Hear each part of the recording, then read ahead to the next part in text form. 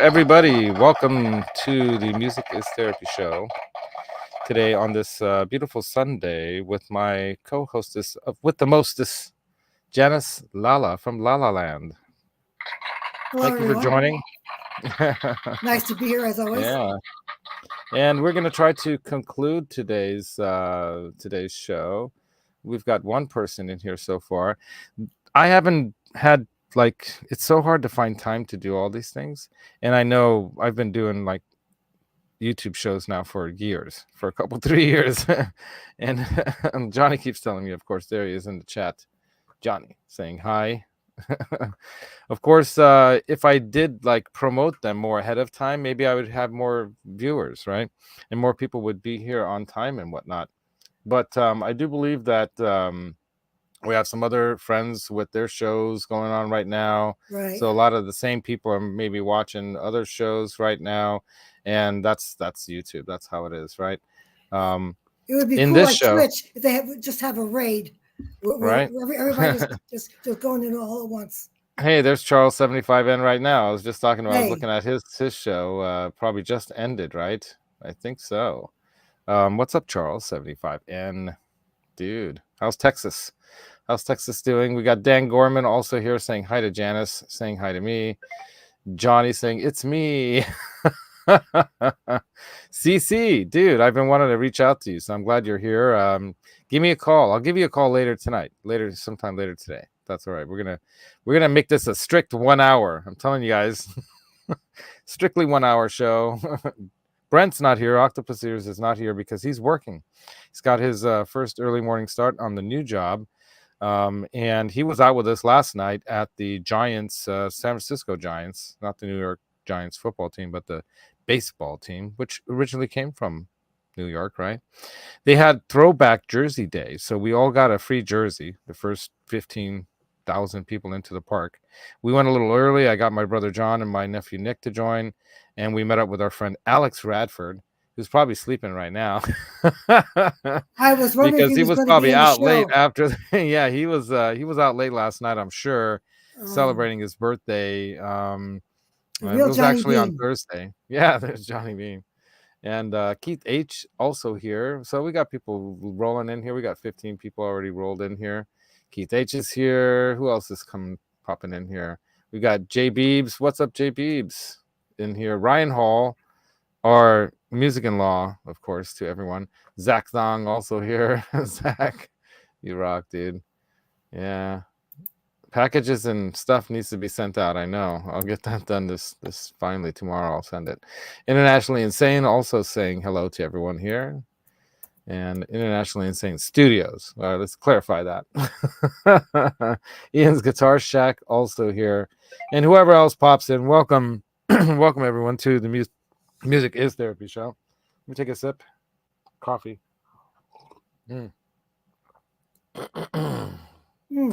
Got Ziggy Stardust there. Water is all conditioned to be just the right temperature for fishing, for filling my fish tank. Oh, so like room temperature? Yeah, something like that. Yeah. Got to be room temperature, Wow. right? Everyone's saying hi to each other, and yeah, let's go right on in it. So this show, I actually put into the description quite a few links again. One of the first links, I think the very top link there, is an article written in 2020 by someone who, did a study about psilocybins and partook in the consumption of psilocybins, which are, if you see below my name here, let me remove that. Brought to you by Magic Mushrooms, right? Not really, not today. But hey, Blackjack Guitar is also here. What's happening, dude?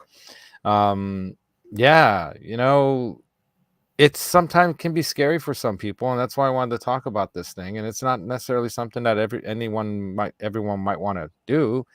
But the therapeutic aspects of psychedelics, especially mushrooms, seem to be, and the mushroom side, the difficulty there is getting the potency and getting the dosage right. It's tricky, right? And so this guy wrote an article about, how he went about it to make sure that that he understood this phenomenon, the experience of psychedelics, right?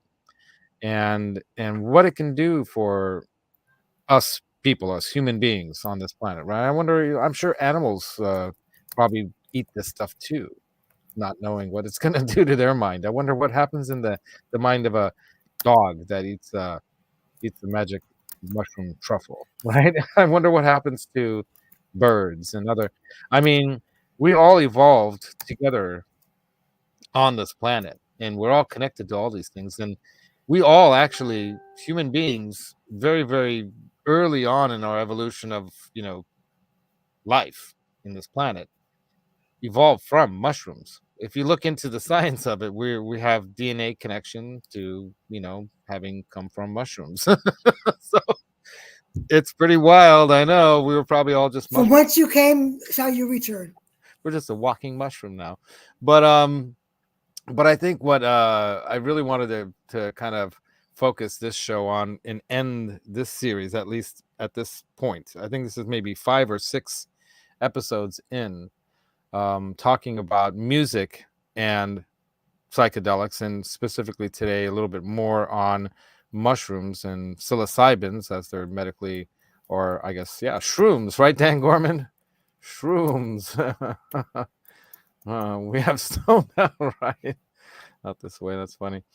Maybe some of the animals, right? Maybe some animals are immune to mushrooms. That's very true. As a matter of fact, ayahuasca are 2 different plants that are brewed together so that the gut will actually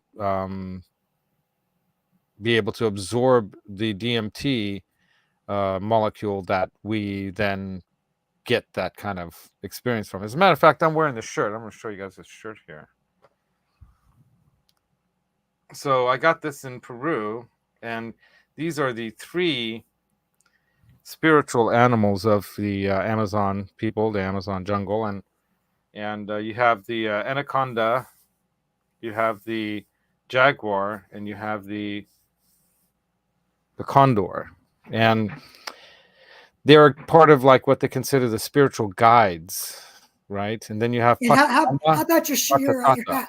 Oh, that's just the crystal planet. I just threw that on because it was kind of cold here this morning, and I didn't want the heater on while I'm doing the show because then you'll hear that. So I threw the crystal planet one on. This is actually Joe Satriani's comic book, Crystal Planet hat. That's or beanie. But yeah, Breaking Bad Laz. Yeah, no. We're not. So this is nothing about like math and all that. We had quite a Brent really went off on the anti-meth thing quite a bit last time, for a good reason, because he lost someone very close to him, because of that really bad drug. And this is the thing. I'm not talking about just recreationally jumping into this stuff and try it out and whatnot. What I'm trying to do on this series is to teach the connection between music, because this is a music as therapy show. Teach the connection of music and therapeutic uses of these substances, right? And sure, you can self-therapy yourself. People do that, I'm not going to say don't do that. I'm not going to tell anyone what to or do or not to do. But there's a reason why a lot of these things are illegal, and that's partially the authorities of the world trying to control the abuse of these substances or drugs, right, from creating disharmony in society. And when I say disharmony, I'm not just talking about, okay, controlling society. Yeah, authorities and governments control society and whatnot by making laws. But in general, if we're talking about laws that we create in democratic societies, we're trying to create laws that we try to protect each other, just like a seatbelt law. And we got into this the last show too, like, how much nanny state do we need? And I guess it might depend on, how disruptive something or dangerous something can be, to the point where, people are, if it's a law, it forces you and you have no choice, then maybe you'll be protected by the law and the state to some degree. And, insurance companies and things like that then come in. I don't know how many, health insurance companies that there are out there. If they knew that you took a narcotic and were, you know, dangerously affected by that, they could have it maybe written in their bylaw or whatever they call it, you know, hey, if you purposefully do something, like if you go and do dangerous activity out there and you're purposefully taking risks, should you not be paying a higher insurance premium, therefore, you know? Yeah, how So, about this? so And how they about this? could They don't push even that. give you painkillers if you have alcohol in your system. What's up, That's what BHD happened Junior? with Jim. They used to always refuse him Right. to get his pain pills because he had alcohol in his system. Even 80-hour tests they would give him. Right. And so this is why I was advocating last time for, I think Cece needs a hot nanny, not nanny state. Anyway, don't we all? Right? Wouldn't it be easier if the nanny is cuter, right? You'll probably, the spoonful of sugar goes down easier, right? Or the medicine goes down, the, you know what I'm trying to get at. Anyway, yeah, I'm getting off the rails already. But yeah, I really wanted to concentrate more on how music and psychedelics, excuse me, I'm gonna cough right there. I still have that little phlegm. Still, it's been like months. But how psychedelics and other narcotics, you know, the connection with music. Why is there a connection with music, right? So the first article that I posted in the description, if you're interested in learning about psilocybins and taking a psychedelic trip, read that first, learn about it, because it gives advice on how to go about this stuff without, you know, getting yourself too hurt, right? Is that Bruce? Like in that song, Bruce, ELO, right? You know what ELO song I'm talking about? Yeah. Yeah, you do. Laz was really rocking to my Lala song, sounded amazing, Janice. Yeah, right. That was It fun. did. Right on. It Yeah, man. does. Everyone's saying hi to each other here. Yeah. So so I thought I would go into, if you are interested in doing something like this, you know, there are some states where it's totally illegal and you can't, you know, so then visit California. Go to somewhere where you can legally do this stuff. As a matter of fact, when I did my ayahuasca experience in Peru, from what I understand, it's not legal there either, you know. But I think to some degree, the good actors and people that are doing this thing, you know, for medicinal, spiritual purposes, therapeutic purposes, are left alone for the most part, um, and operating, unless there's something that goes on. Sometimes there are a lot of people that are taking a psychedelic vacation and they go to these places where it's more legal. You know, if you go to Amsterdam or the Netherlands, of course, it's legal there.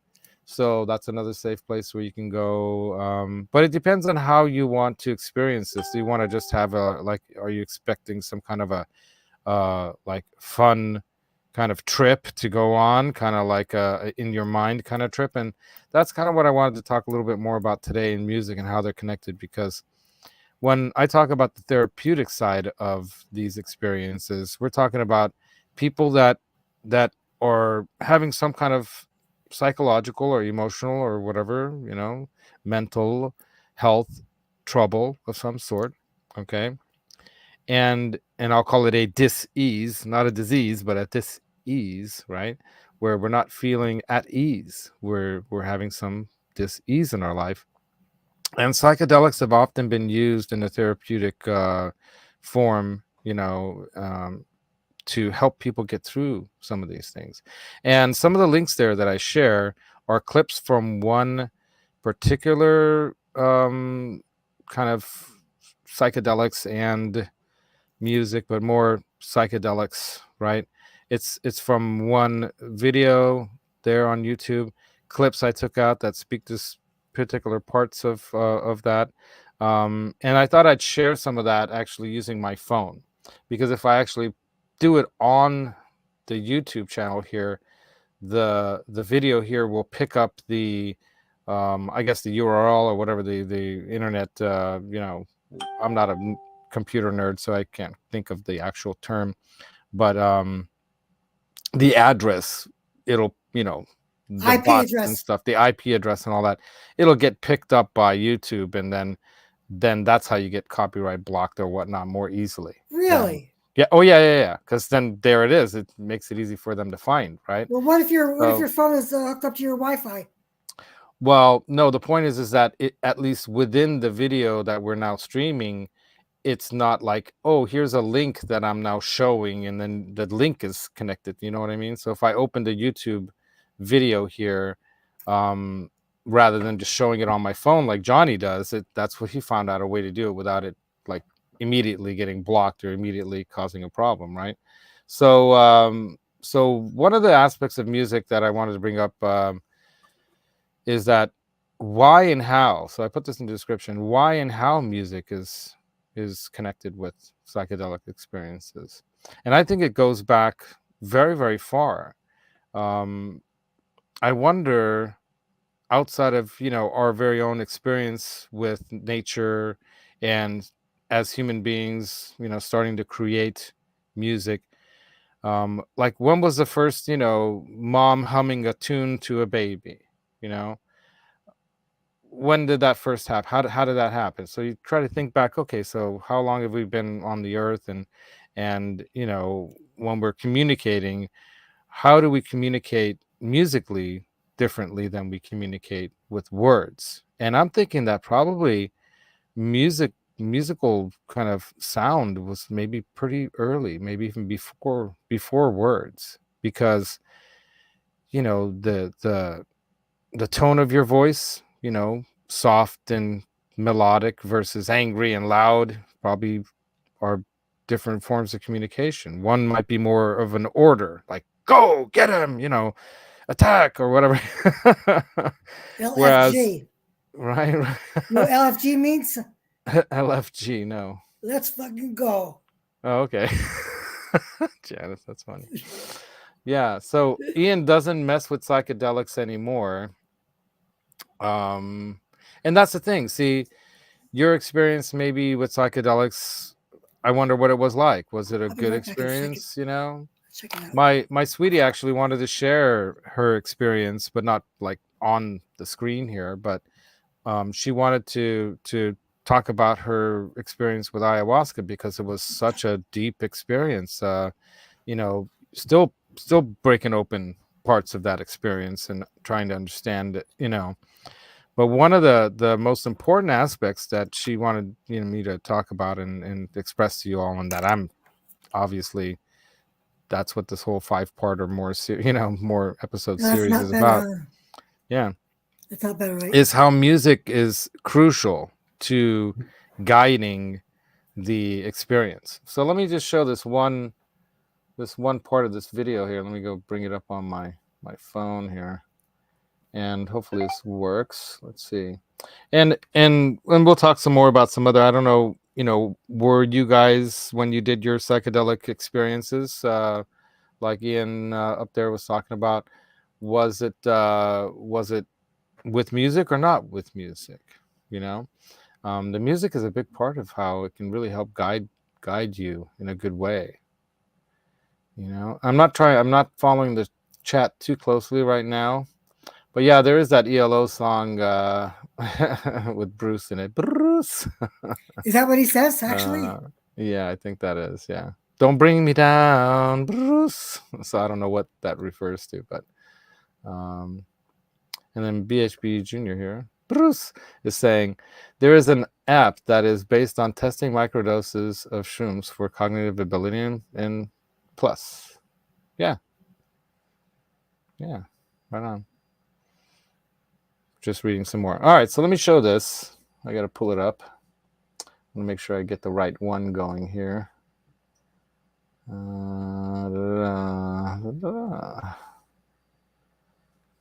Music and psychedelics. I think I clipped it. While you're doing that, I closed the drape over the slider.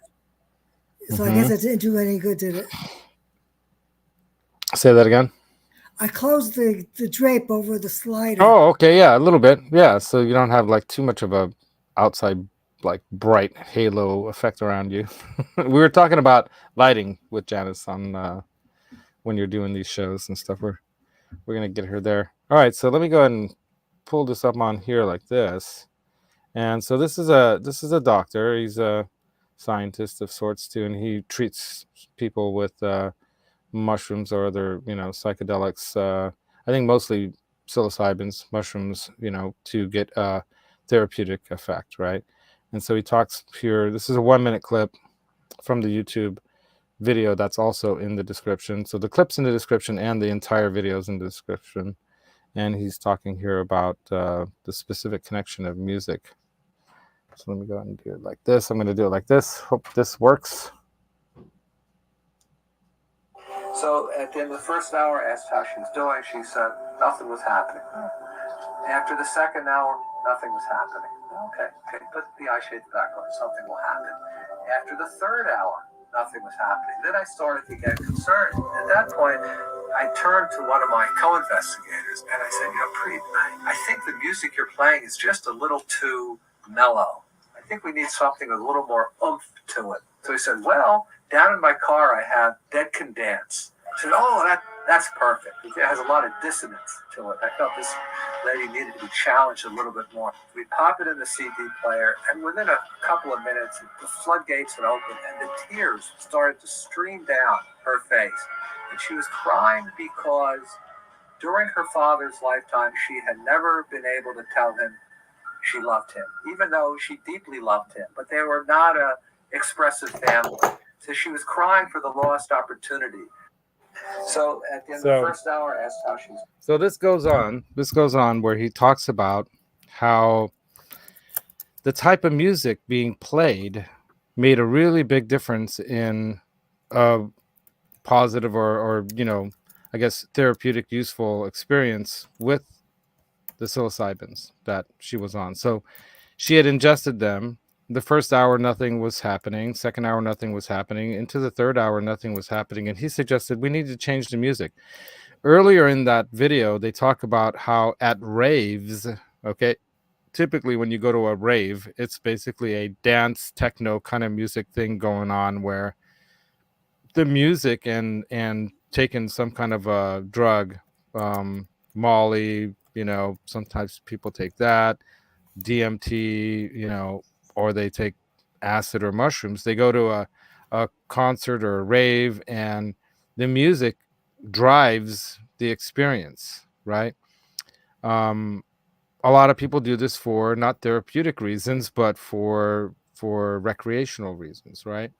Now, Scott up here was talking, and Ian talked about. Let's go to this because I really wanted to respond to you guys' comments in the chat. So Ian says, I didn't like the effects of LSD, made me feel anxious and paranoid. So did you only try it one time?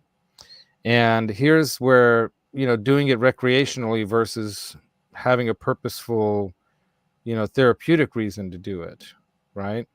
Some people have a lot of anxiety and emotional trauma that they can't even talk about or have a hard time even bringing up. And while under a doctor's care or a therapeutic situation, they're able to use some of these types of, chemicals to help bring some of those things out. And like Scott says, he loved acid, but it does a number on you. Yeah. There's a thing, it can in many ways, especially if you're just doing it recreationally, because maybe there's no purpose to or therapeutic reason for it, and it can be rather confusing and scary too. So a lot of times they treat anxiety with it, but it can also create anxiety in some people. But isn't recreational to make you feel good, even though it's not? Well, yeah, good question. So when I say people that are taking or doing this stuff recreationally, I'm saying that they're not doing it as a therapeutic. They don't have a purpose. There's no purposeful therapeutic. It's the purpose is to have fun. Debatable. That's what I mean, recreational. Yeah. So that is debatable. Very good point. Very good point. And this is where I think why was made illegal, because it can have a lot of different kind of reactions on people and some very adverse reactions that people aren't ready for and depending on the setting and the circumstance under which you're doing these psilocybins or acid, LSD, and ayahuasca, any of that stuff, if the setting isn't good, if the music isn't help driving the direction of it, it can go really bad. And you've heard about people, I'm sure, or maybe even experienced yourself, like Ian was talking about here, a bad trip, as they call it, Right. right? Scott here says he's never had a bad trip, but was with someone who did. Yeah. What happened? What was the situation? What kind of music was there going on? Like I remember listening to Pink Floyd and when certain parts of that came on this album, I think it was Animals. There were some things that freaked me out more when I was on the mushrooms. I didn't want to listen to that. And some of that music, if you want to call it music, some of that is an expression of the feeling of, or the experience of, being on acid or mushrooms or some psychedelic. So some people actually expressed what the feeling of being on those chemicals is through music, right? And some music is created to be made for the actual experience. So a lot of people that went to Grateful Dead shows and things like that did acid and mushrooms and all that Other stuff. things too. Yeah. So there's actually another clip. There's actually another video here that I put in where the guy's talking about what is psychedelic music, how did it come about, right? And talking about in the 60s, the 50s, Vanilla and 60s Fudge. one, right? Yeah, a lot of Vanilla bands like Fudge. that. There are a lot of references to the psychedelic experience. The Doors, for example, very well known for their, Right. their concerts being, wow. I mean, I think, didn't he get arrested at one point for, exposing himself? So there's a lot of things that, I think it was in even New Haven. yeah. Oh, wow. Okay. Started in New Haven. Yeah, so Wayne McConnell, thanks for joining me, saying that back in the 80s, the few times I did acid, it was definitely an event. Trust me. Did you actually go, Wayne? Did you actually go to a musical event and did acid, or was it just the actual taking of acid? Was it that was the event, and what was the environment in which you did it? Johnny had some mushrooms in his omelet, but I don't think they were magical, Johnny, unless they tasted really good.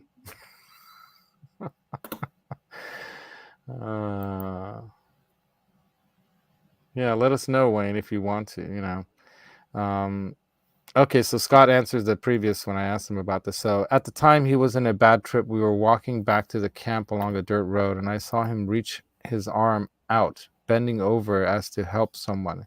He later told me he was trying to help an army guy, right? Because you're hallucinating. And who knows what other experiences in life. It could have been just movies or reading something or a comic book, or who knows, maybe stories from one of your family members about something. But you're definitely in a dream state, if you know what I mean. When you're on a psychedelic, it definitely opens up your conscious mind into more like when you're in a dream state. Wouldn't you say so, Janice? You've done mushrooms and stuff like that, right? It didn't do anything to me. Oh, wow. So you probably either didn't take enough, or maybe it wasn't in the right, Could be. like, yeah, it might not even been like this one lady Well, who was remember I talking was to the talking doctor about was talking about. Sam, who told me to have him on an empty stomach. He put Wow. the note on my window. Mm-hmm. Maybe I just didn't do it right. Yeah, I don't know. Yeah. Oh, Wayne says that he was taking with alcohol at a bush party and it was a great time. There you go. Back in the 80s, right? It was an event. What is a bush party? Does that mean that you're out in the bush somewhere in Australia? Are you from Australia, I'm guessing? And the Aborigines, Here we from what go, I talking understand, about they that did it, again. right? Yeah. Yeah. Oh, you did some unboxing videos and stuff. Check out BHB Junior's channel, you guys, if you're into musical gear, which most of you that are here are probably into gear and music and stuff, right? So he wouldn't take acid after that. At that point, we had taken 2 blotters. Okay. We ended up having 4 in total. And so that's the thing about when you're buying this stuff from some guy making it in his garage or whatever, versus like in a therapeutic setting with doses measured, with experienced people knowing how much for a person's size and weight, you know um all that kind of matters, right? That's one of the reasons why I think they legalized it too, because it was dangerous and some people could be hurt, um whereas now the medicinal purposes and using it as a medicinal use is different.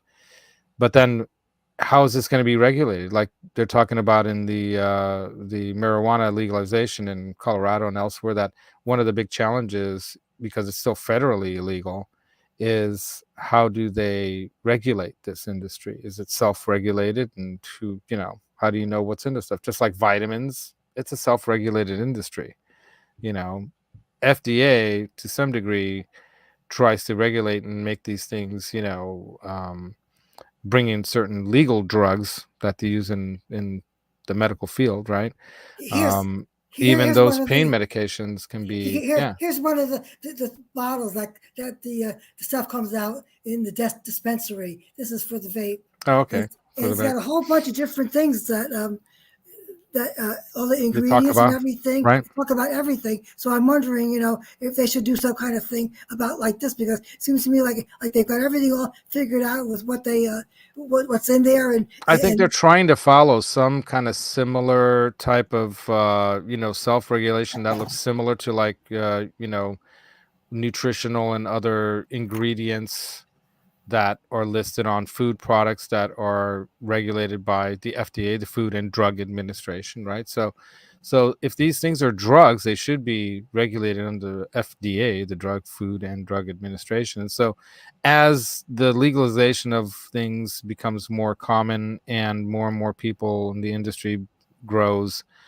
there's going to be more and more, I guess, finer kind of regulation of these things. Just like as we go along, we're learning more and more about food and vitamin and regulating things so that they can be safe. Yeah, absolutely, dude. So this is why I'm an advocate of safe supply. Absolutely. And there's a cost to that. And I did see some recent documentaries. I was kind of following up on my previous show where we talked about marijuana because of 420. We did a special report, 420.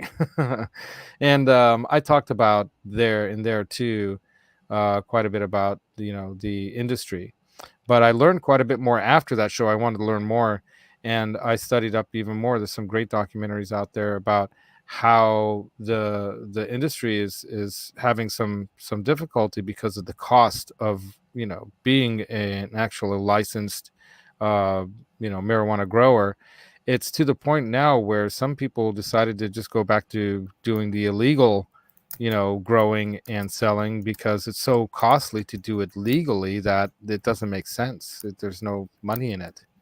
And they're having some success, some companies, in Colorado, for example. But the bottom line is that we're still trying to figure out how to make this legal in a way where it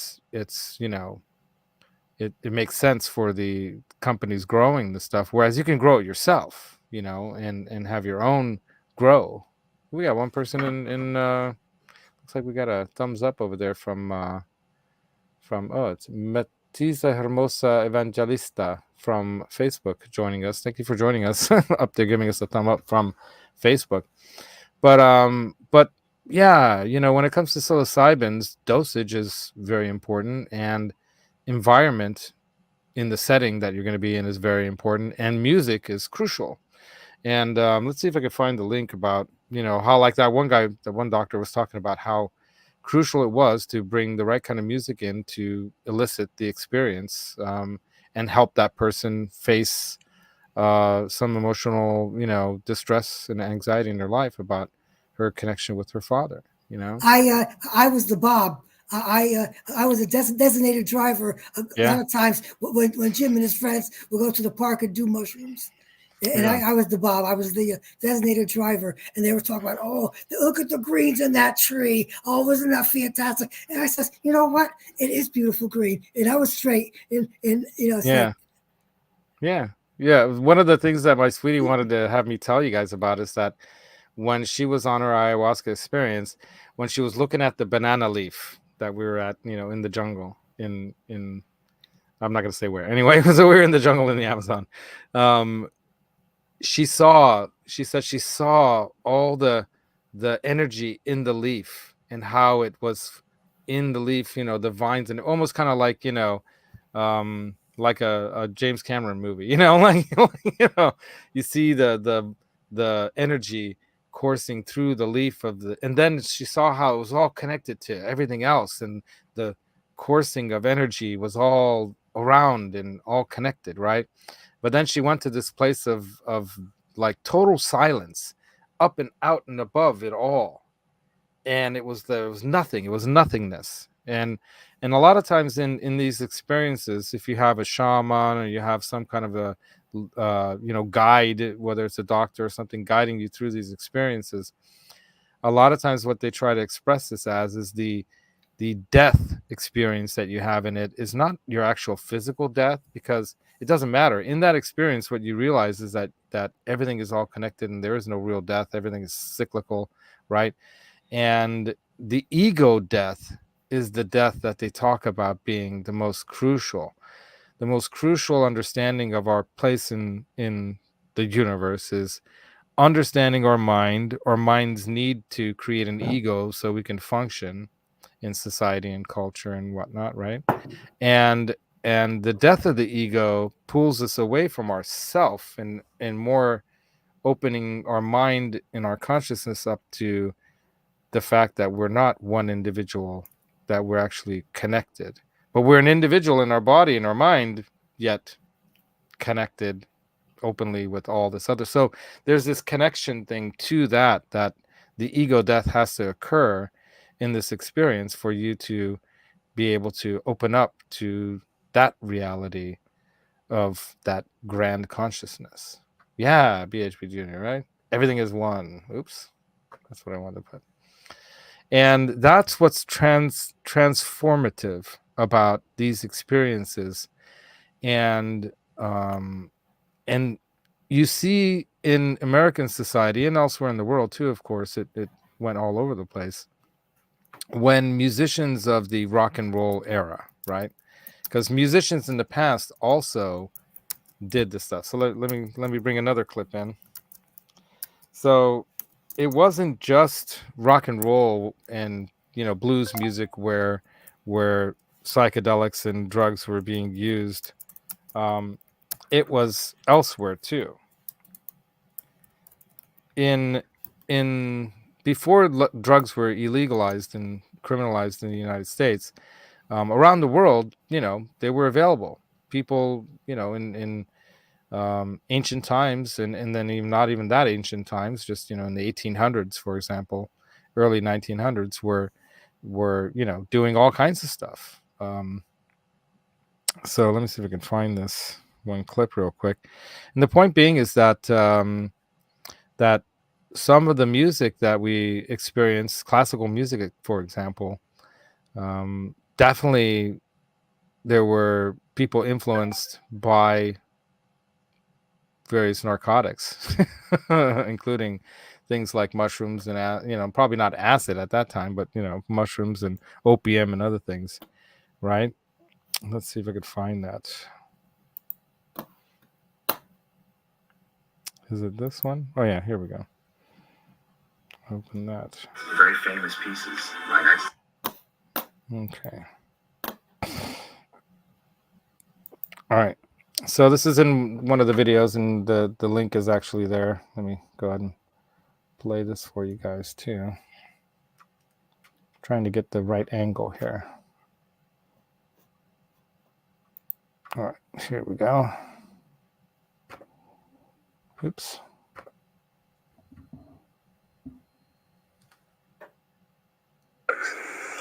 And I've actually done this in teaching. A lot of the stuff that gets played at the symphony, some very famous pieces by 19th century composers, either about drugs or the composers were themselves also experimenting with various types of narcotics and things like that. So that's a historical fact. The composer Hector Berlioz, 19th century French composer, one of his most famous pieces is called the Symphonie Fantastique, the Fantastic Symphony. Symphony Fantastique. Some heavy metal type imagery of witches' Sabbath, the devil shows up. And the program of the symphony, it's actually a sort of narrative symphony, tells people that it is the result of an opium dream. So basically, Berlioz more or less claimed that the inspiration for the symphony, and actually what the symphony is about, partially has to do with taking opium.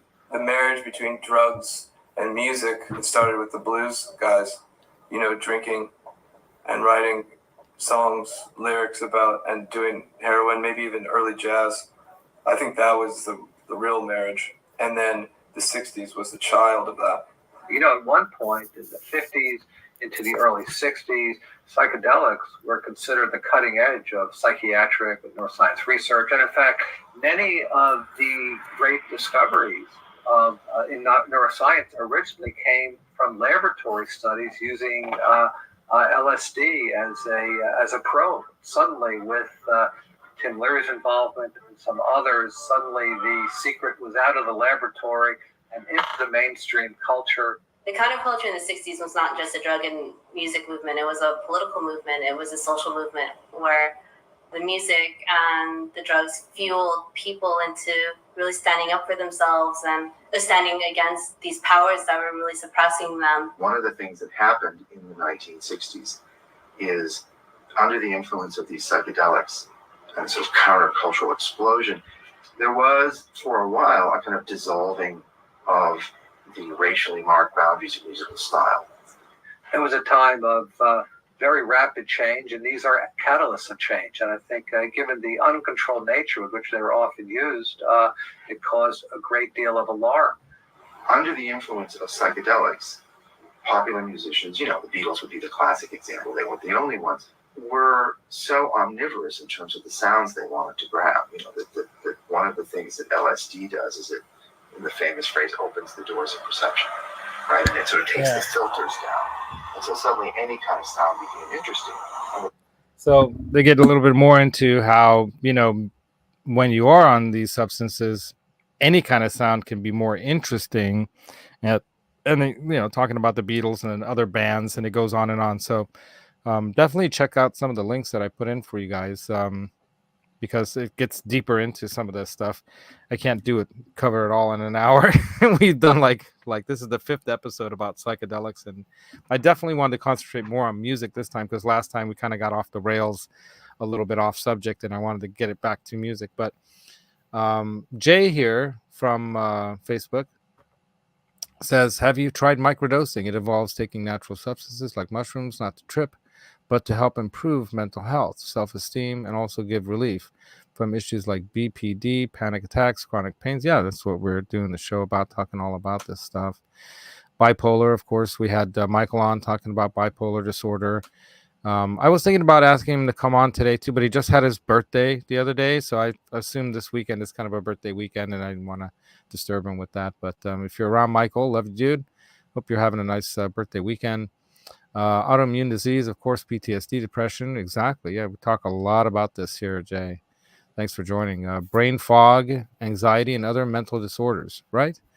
So yeah, there are different ways that you can experience probably a consciousness opening kind of experience. But like I said, to me, because I, as a pretty young person, I experienced some of this stuff, experimented with it, and you know, quite early on realized that authorities were lying to us about these experiences and how they were negative and it's gonna, you know, reefer madness and all this kind of stuff. And I realized that, okay, so I can't really trust authority at that point in my life. I'm like, I can't just trust authority. I can trust some other people that, you know, I know or that know me and that wouldn't want to do harm to me. So you trust, you know, other peers, and you start to go, okay, let's try this, try that, you know. Authority always wins. Well, I for authority, authority yeah, always that's a wins. song.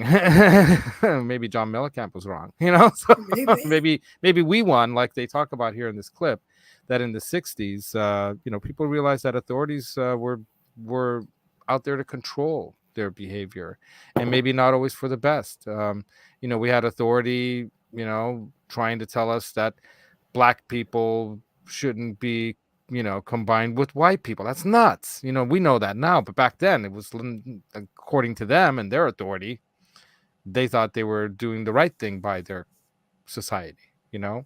But we learned that no, this is not true. This is, a lot of these ideas and these things are based on false ideology, or false interpretations of things. And then we've evolved from that to a higher point now, I think, in understanding human nature and each other and our connection to each other. you know Keith H here talks about when he did his experience here, covered the windows, had colored light that played with the music. Yeah, perfect, dude. And listen to Frampton Frampton Comes Alive right after seeing the concert on Microdot. Best trip ever. See, you created really a perfect environment for yourself there. And I saw Frampton Comes Alive in person. wow, that must have been amazing. Oh yeah, it was quite a night. I can't get into it, but it was quite a night. Were you microdosing or dosing on anything? Something else. It was something Jealous. else. It was something else. Okay. So what happened? Corporations took over souls. Yeah. Well, they try, but they are not succeeding because, like I actually saw a really funny kind of like a TikTok-esque kind of meme or something that they were showing some like 1950s or 60s cop show. I forget which one it is. And there's one guy there saying that, hey, you guys are, in the future, you're going to find out all these people that are now protesting and learning about this stuff and knowing that there's all this stuff you guys are, basing laws on are based on lies. They're going to get hip to it, and eventually these things are going to become legalized, and people are going to, get more connected with each other in their world, and you're going to find out that maybe you're wrong, and I think that's happening. None of this stuff happens when you look at it in the moment. It seems pretty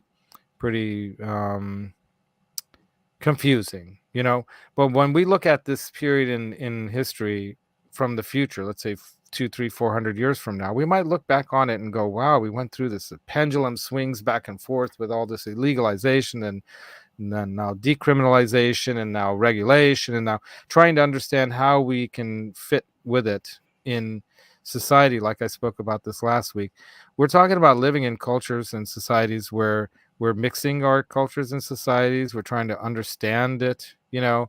Different cultures and societies have different rules and regulations and whatever about how to go about living your life and what a good person or member or citizen in your society should be and how you should act. But people are experiencing different kinds of societies and cultures and ways of living, and so now we're this melting pot of sorts of different ideas or combining.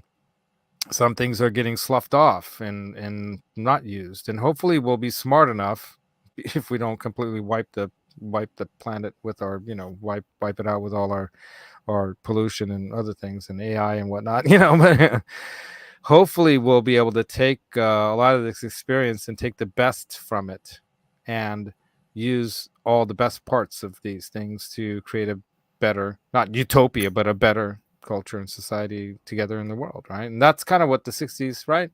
Yeah, Boomster Black Man. That music was free spirited than today's corporate goo gas. You don't have to listen to the corporate goo gas music. I sure don't. I sure don't. Yeah, and that might be what we can teach our younger generation. Maybe it's on us to try to open themselves, get them to open themselves up to these things. But a lot of the young people around me that I know are, experiencing some of that kind of music too. Of course, they like some of the corporate stuff, but they can learn to discern the difference between them, right? And that's what our job might be. Yeah. Well, that's what, what corporations and what these entities try to sell on us, we don't have to buy any of it. We don't, you know, you can turn it off, right? And that's one of the things that we're learning more and more now too about not just this corporatization of music. And you know, there's a lot of good music out. Go check out, you know, the Metal Hippie Show, or find music in other ways. There's a lot of independent music is more prevalent now than ever before because of YouTube and other ways of putting your music out there on the internet. You could find music that you enjoy so much more, you know, than what maybe some corporate thing pushes out on us, right? So you don't have to buy into that, you know, corporatization music or whatever, and try to expose some of the youth that's around you to these experiences, but talk to them about how this changed, you know, the world in our generation. Anyway, let me get back to, because we're 8 minutes to the end here. Let me get, or 7 minutes now. Let me find that other link that I wanted to show you guys about. Okay, like raves. Okay, well, I was starting to talk about this before. When people go to these festivals, right? Burning Man, any of this kind of stuff, there's a very open kind of experience. People are open to each other. There are a lot of high tech and big money people that go to these places, you know, and there's like an unwritten, like, you know, Fight Club rule that, you know, what happens here in Vegas, you know, stays in Vegas kind of thing, or stays in Burning Man, right? Because you know, corporate America and the money that's a lot of times behind all that doesn't want to necessarily accept yet that a lot of the innovation is coming from more open-minded people. The ideas that came about, you know, that have driven some of the highest, you know, level of tech industry, came from people microdosing or dosing on mushrooms, or trying to break open an understanding of, you know, quantum physics, things like this. You know, people would say that's crazy, but, you know, now we're finding out the reality is a lot crazier than we ever could imagine that it could be. And being open to that, and so instead of so rigid in your kind of conservative way of thinking, is going to keep you static in the cave. You know, you're not going to evolve. And the whole point about opening up to these different consciousness opening experiences is transformative evolution, right? To evolve to some degree. I'll have to go check out some of your music, Boomster Black. I haven't, I don't think. Yeah, I have to. Yeah, I will. Yeah. Yeah, and there's a big division in society, right? Who is going to win? Well, that's the whole thing, is that let's hope that it's going to be a win-win, because that's the way I look at these things. That's why I talk about this stuff, and I wanted to do this show, the Music is Therapy show, because my more optimistic perspective on all this, and I learned this in a interpersonal communications course while I was studying psychology, is that, you know, societies and people and solving problems really occurs more when we're trying to find a win-win solution. One of the problems in our more, you know, capitalistic endeavors, and the way our society, the bad side of our society, is that there's this idea out there that it's better to be the winner, that winning is what it's all about. And winning doesn't always have to be about there being losers. We could all win, can't we? And there's this great story I heard about someone who went to an African tribe or something and was studying their culture, and he found their connection with each other and how they went about solving problems so interesting, and it was mind-opening. It was like, you know, just blew his mind. One of the things, he tried to break their way of thinking to see how they would react. He said to them, you know, there's a piece of candy. Let me clear my throat for a second. Oops, what did I just do? Give me a second.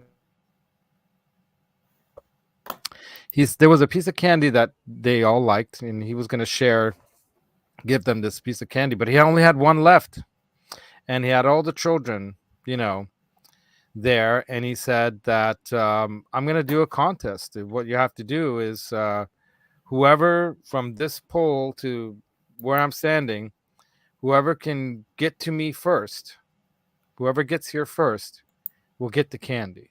All right. Then he observed they all got together in like a little group and just started discussing this.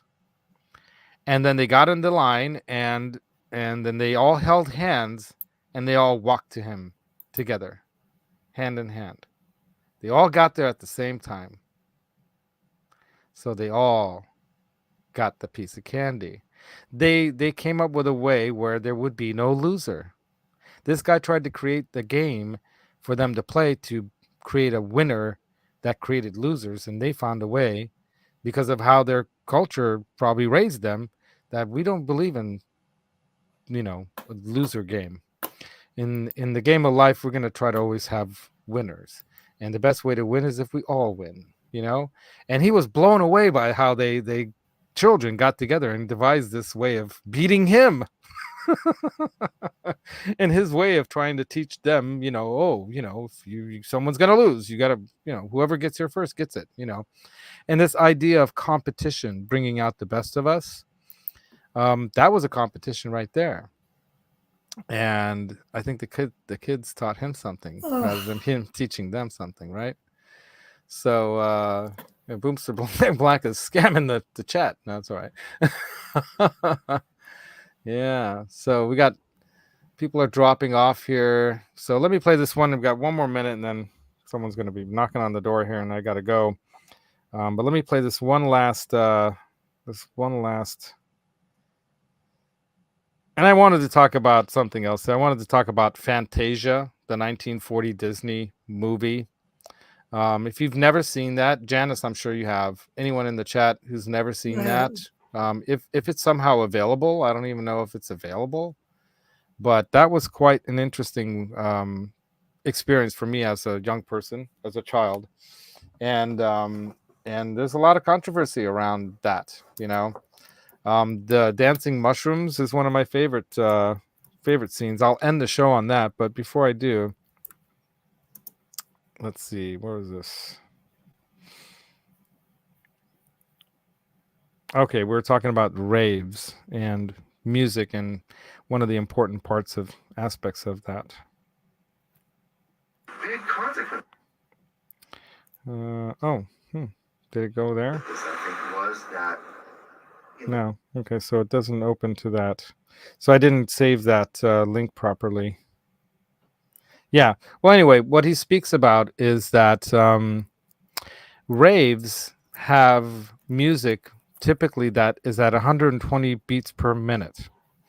And what's interesting is that when people are at these events, they're, dancing along in this euphoric kind of state, usually probably on something, taking some narcotic or drug of some kind, maybe not nothing, maybe they just love the music. But the 120 beats per minute is rather interesting because it's the same speed of a baby in the fetus, right? The fetus in utero, the heartbeat speed is 120. Normally our heart rate is like about 65 or 68 or something like that, 60 something depending, right?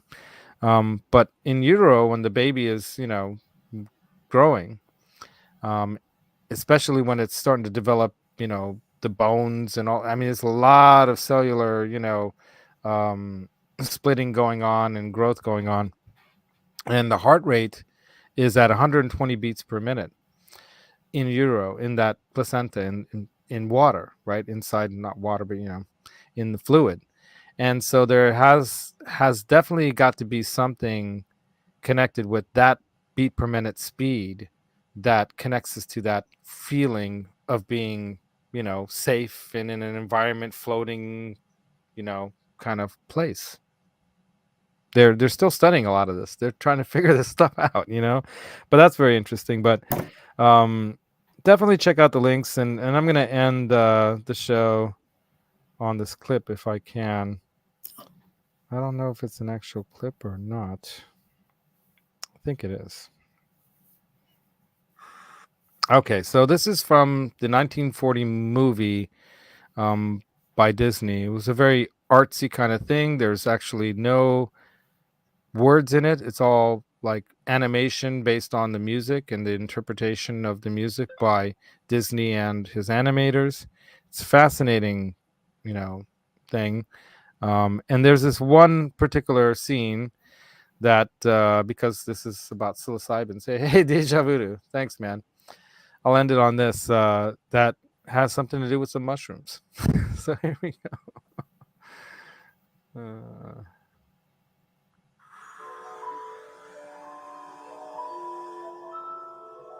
Where's my pointer here? Have a great day, everybody.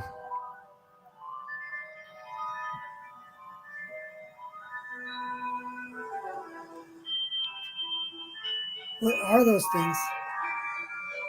It's supposed to be a fairy. Here it is. Okay.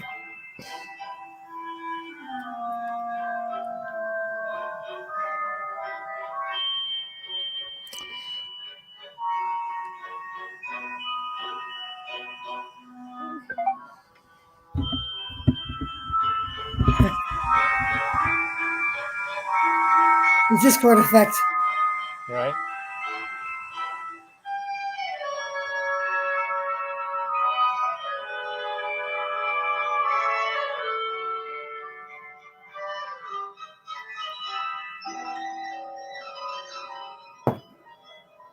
I'm trying to stabilize this.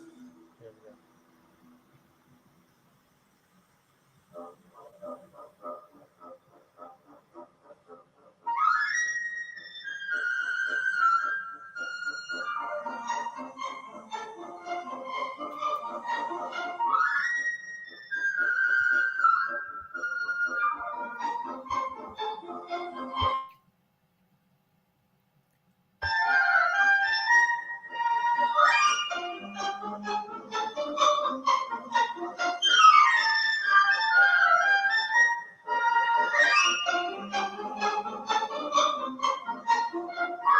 Sorry about the lighting.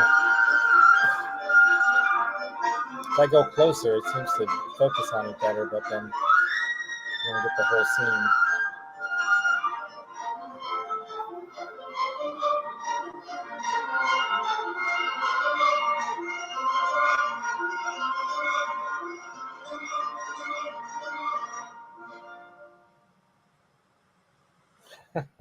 Thank you very much. All right, you guys. So that's it.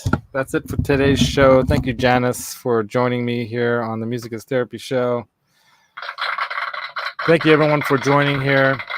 Enjoy If you it. haven't seen Fantasia, the Disney movie, 1940, Disney's Fantasia, and I think they did a Fantasia 2000, which I don't think I've ever seen.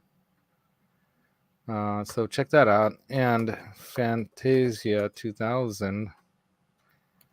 There we go. I entered that into the chat. Check those out. It was really, really, really amazing. There's a scene where, Mickey Mouse is like the wizard's apprentice. Remember that? Do you see that? Where the broomstick, he does a spell to help him clean. He wants to clean up the wizard shop or whatever, and he creates a spell to get the broom to separate so that there's more brooms to help him clean, but then they start separating like crazy, like a virus, and take over everything. It's crazy. And then the wizard comes in and breaks the spell. But there's so many different scenes in there, all based on these classical pieces. It's really amazing. Check that out. And have a great weekend. If you ever do have an interest in any of this stuff, or have some of the disorders or disease is, anything emotional or mental health wise that you're considering psilocybins or some other psychedelic as a way to help treat those problems, or to break through emotionally or otherwise in something that obviously you're having some trouble with, seek out some help. Read some of the articles I've posted up and watch some of the videos that I've posted up in these last like 5 or so episodes of psychedelics and music. And don't just think you can just go buy some from some guy on the corner somewhere and just doing that. That's going to work out. Get a little knowledge and education about these things. Like that's why I'm doing this show, so that you have a positive experience. I'm hoping for a win-win when it comes to what this show, what I'm trying to do here is all about. And then help me grow this. We've got 11 people watching on YouTube, one person in Facebook. Help me grow this. If you're interested in this, let me know in the comments what you liked or didn't like about the episodes, and maybe suggest some things on how I can maybe make it better or do something different. But I think we went in pretty deep with a lot of these things during this last 5 episodes or so. But definitely is a lot more information and a lot more we can learn about this, and we're still learning, right, Janice? Right. About a lot of this stuff. And I think that's probably one of the reasons why you really like a lot of that synth-based techno kind of music that you're listening to, is that 120 BPM. Check out how fast is the beat going. Is it 120? Is it around that heartbeat of your, the fetal Janice, the little baby Janice inside the womb? You're connecting with your baby Janice self. I was that part. For a long time. Right. Yeah. And have a wonderful rest of your Sunday, you guys. We'll see you next week again on the show. And I'm not sure what I'll do my topic about next week, but we'll come up with something, I'm sure. Until then, you guys rock on. Have a great week. And thanks for coming. And yeah. We'll see you. Yeah. See you next time. And Dale at the end, of course.